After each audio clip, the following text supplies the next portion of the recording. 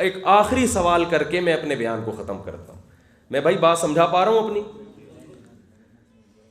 آخری سوال.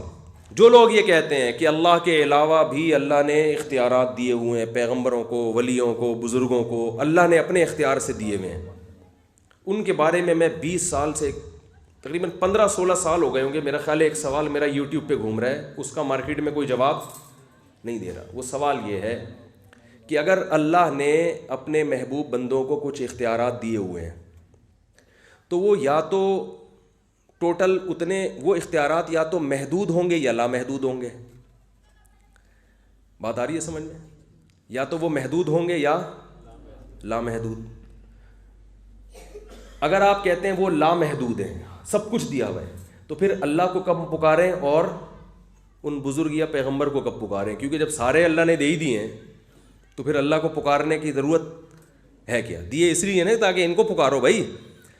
ارے وزیر اعظم اگر آپ کو یہاں واپڈا کا کسی کو چیئرمین بنا دیتے ہیں تو اس لیے کہ میرے گھر پہ آنے کے بجائے کہاں جاؤ؟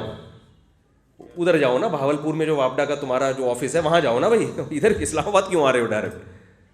تو اللہ نے اگر پیغمبروں کو اختیارات دیے لامحدود، جیسے کہ اللہ کے اختیارات بھی کیا ہیں؟ لامحدود. تو پیغمبر بھی اگر مختار کل ہیں، ہر چیز کے اختیارات دیے ہیں، تو پھر دعا کس وقت اللہ سے مانگی جائے گی اور کس وقت پیغمبر سے؟ کوئی ساری زندگی پیغمبر سے ہی مانگتا رہے، اللہ سے کبھی بھی نہ مانگے، تو اس میں کوئی حرج ہے؟ اگر حرج ہے تو کیوں ہے بھائی؟ جب دیے ہیں تو اسی لیے دیے نا کہ مانگو، ان سے مانگو، میں نے خوش ہو کے ان کو اختیارات دے دیے ہیں. اور کوئی ساری زندگی صرف اللہ سے ہی مانگے، پیغمبر سے نہ مانگے، تو سوال پیدا ہو جائے مانگنا ہی نہیں تھا تو اللہ نے ان کو اختیارات دیے کیوں؟ اور پھر اللہ اور پیغمبر میں فرق کیا ہو گیا؟ جب ساری طاقتیں اللہ کی بھی ہیں اور پیغمبر کی بھی ہیں تو دونوں کی طاقت برابر ہو گئی نا. آپ کہہ سکتے ہو ان کی ذاتی ہے، ان کی عطائی ہے، تو عطائی بھی ہے لیکن ہو تو برابر گئی نا، اختیارات تو برابر ہو گئے. تو اگر آپ یہ کہتے ہو کہ نہیں لامحدود نہیں ہیں بلکہ وہ اختیارات کیا ہیں؟ محدود ہیں، اللہ سے کم ہیں، اللہ نے دیے ہیں مگر وہ کیا ہیں؟ محدود ہیں، لمٹ ہے ان کی کوئی. تو وہ جو لمیٹڈ اختیارات ہیں وہ معلوم ہیں یا مجہول ہیں؟ معلوم اور مجہول کہتے ہیں کہ وہ اختیارات اللہ نے اپنے بندوں کو بتا دیے کہ میں نے یہ 20 اختیارات مثال کے طور پر یہ والے جو ہیں یہ 20 ٹوٹل میں نے ان کو دیے ہیں، یا 20,000 دیے ہیں، یا 20 لاکھ دیے ہیں. لیکن وہ 20 لاکھ اللہ نے بتا دیے کہ یہ والے ہیں.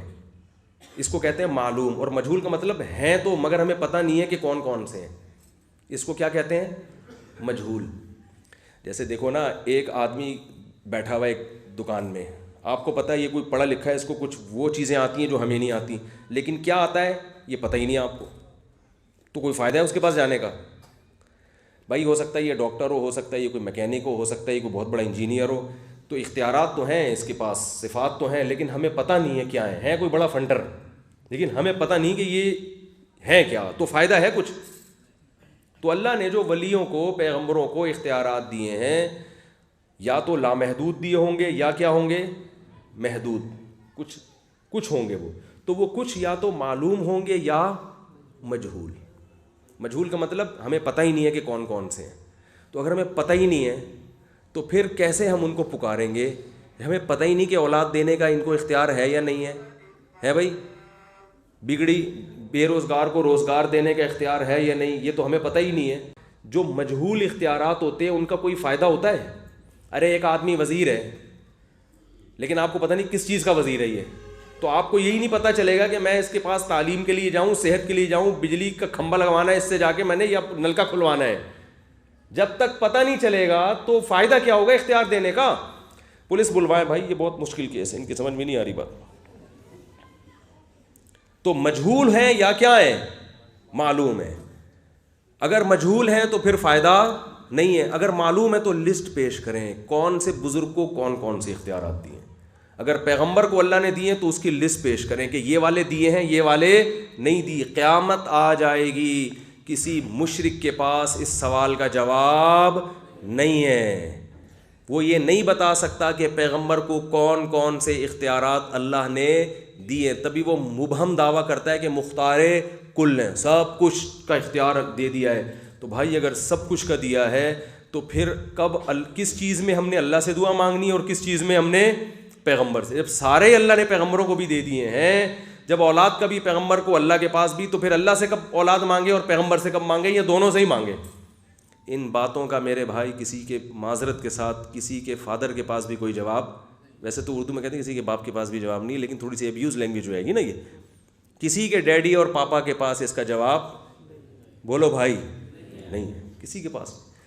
اس لیے تبھی عیسائیت جو ہے نا, شرک کر کے کرتے ایسے اندھیروں میں پھنس چکے ہیں کہ اب نکلنا چاہتے بھی ہیں تو نکل نہیں سکتے. انہوں نے کہا حضرت عیسیٰ علیہ السلام جب مردوں کو زندہ کرتے تھے اور یہ کرتے تھے اور وہ کرتے تھے, تو ہماری بگڑی کیوں نہیں بنا سکتے؟ ہمارے پاس آسان, جب بھائی وہ کرتے ہی نہیں تھے, کرتا کون تھا؟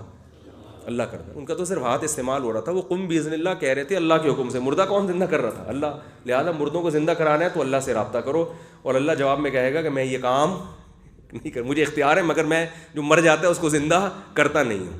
لہٰذا جو ابھی مرے نہیں ہیں ان کو بچانے کی کوشش کرو کورونا سے اور مختلف چیزوں سے, بیماریوں سے, ٹھیک ہے نا, ان کی تو فکر کرو.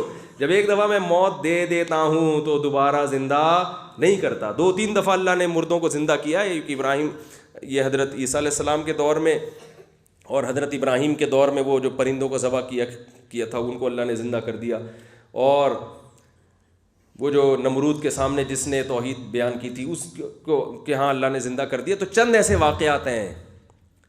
تو بھائی اپنا عقیدہ درست کرو, ہم ایک خدا کی عبادت کے قائل ہیں, اور عبادت کا مطلب کیا ہے؟ صرف اسی سے مدد طلب کرتے ہیں.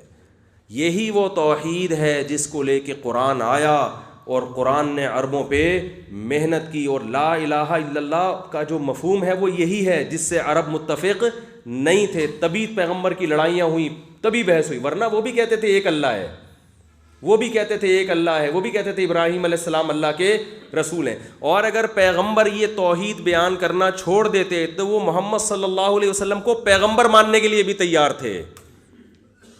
وہ کہتے تھے آپ ہمارے بتوں کے بارے میں جو کہتے ہو نا, ان کے پاس اختیارات نہیں ہے, یہ نعرہ لگانا چھوڑ دو تو آپ کی ہر دعوت پہ ہم لبیک کہیں گے. اور پیغمبر نے کیا فرمایا؟ میرے ایک ہاتھ پہ چاند رکھ دو, ایک ہاتھ پہ سورج, میں اس دعوت سے پیچھے نہیں ہٹوں گا. تو بھائی اپنا عقیدہ صحیح کریں گے کہ نہیں کریں گے؟ اللہ تعالی ہمیں توحید پر قائم رہنے کی توفیق عطا فرمائے اور اسی پر ہمیں موت دے. اچھا, اس بارے میں 2 انتہائیں ہیں.